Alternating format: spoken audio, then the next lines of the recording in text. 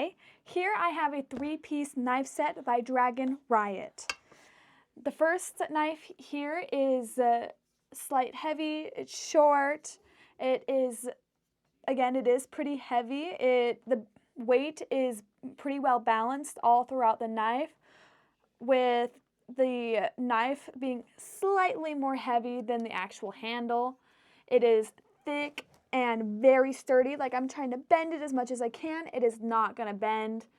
And then it has this beautiful metal design, as well as a wooden handle on the end there. Same goes for this knife as well. Very sharp.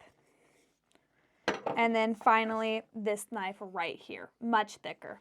Here I have a piece of paper that I will bend to kind of show you the thickness of, or the sharpness, I mean, of the knife. I'm just going to kind of cut it through just like that, and cut through the paper with ease. It also has these foam handles on the inside if you want to stand up the knives themselves and keep them nicely stored. The foam is there to help prevent any cutting. And yeah, you just slip it in like so. Never mind, I'm an idiot.